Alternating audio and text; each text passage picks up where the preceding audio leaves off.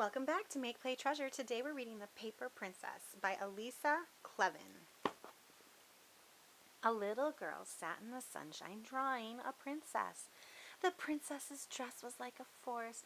Her socks were like starry skies. Her shoes were like watermelons. Her face was so friendly and brave that the little girl loved her.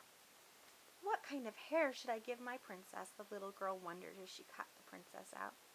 Yarn hair would be soft, she said, offering the princess a cracker. Cotton hair would be fluffy, she thought, taking the princess for a ride. Whoosh! The wind sent the princess flying. Wait! The girl chased after her. I didn't finish you.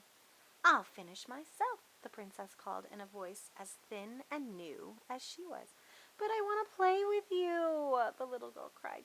You're the best thing I ever made. Don't blow away. The princess tried to fly back to the girl, but the wind carried her the other way. So she waved goodbye, then somersaulted through the air, over a meadow, over a river. What kind of hair should I give myself? The princess wondered as she tumbled through the sky. Cloud hair is too cold, she thought, trying a little on. Blossom hair smells too sweet, she sneezed. Candy wrapper hair is too crinkly. She threw the candy wrapper off and sailed on, bald as the man in the moon. Arriving at a carnival, a boy on the Ferris wheel caught her. Hand in hand they whirled around. The princess loved the ride, the colored lights, the stars, the jingling music, the warmth of the little boy's hand. Hello up there, the boy's mother called. The boy waved back, dropping the princess. The wind caught her up again. It carried her into a town, past houses smelling of supper, past children playing with dolls, past parents tucking their children into bed. The princess saw them and felt homesick. I can do without hair, she said, but I wish my little girl were with me. Gently the wind rocked the princess until she drifted off to sleep. She floated like a leaf through the night. The princess awoke to the sound of a little girl's voice. What a pretty paper doll! Too bad they forgot to give it hair. She didn't forget, the princess wanted to say, but the little girl's thumb was pressed over her mouth. The girl took a pen out of her pocket, scribbled on the princess's head, and frowned. Ugh, she said. Green hair? I thought that was my yellow pen. Now it looks worse. Before the princess could say a word, the girl crumpled her up and threw her into the garbage can. The princess wanted to cry.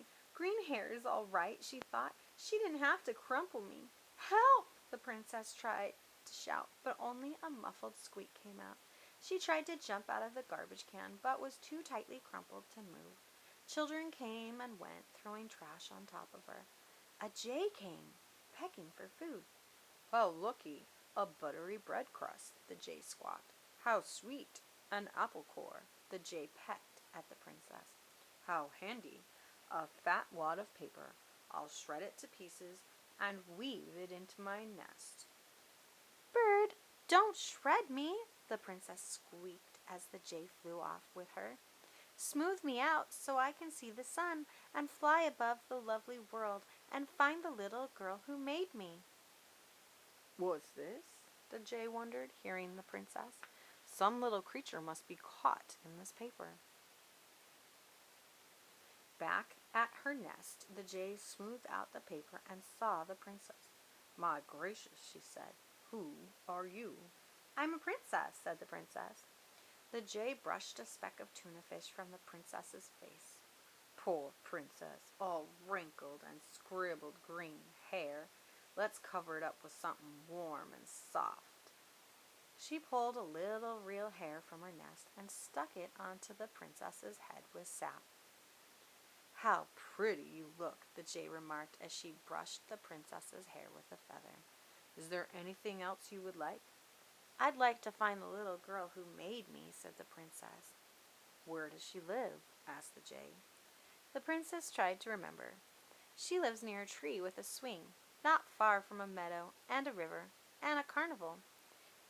Do you think we can find her? We can try, said the jay. I'll carry you with my feet. Hold on tight. Away they flew. out past the town, over the carnival, over the river. They saw many little girls, but they didn't see the one who made the princess. At length the jay stopped to rest. "I'm getting tired," she said, "and I better get back to my nest. Why don't you come home with me?" "Thanks," replied the princess. "Thanks for everything you've done. But I'll keep looking for my little girl." "Good luck," the jay said softly. She hugged the princess goodbye.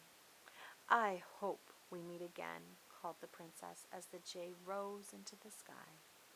"I hope I find my girl," she thought, as she fluttered down to a meadow and landed beside a little boy. The boy's face was sweet but sad. "What's the matter?" asked the princess. "I drew a picture of the meadow and it blew away," said the boy. "Could you draw another picture like it?" asked the princess. "I don't have any more paper," said the boy, "and it's getting dark." The princess had an idea. "My other side is blank," she said. "You could draw on it." "That wouldn't hurt you?" asked the boy. "No," said the princess. "I'm paper. Just don't crumple me up if you don't like your picture."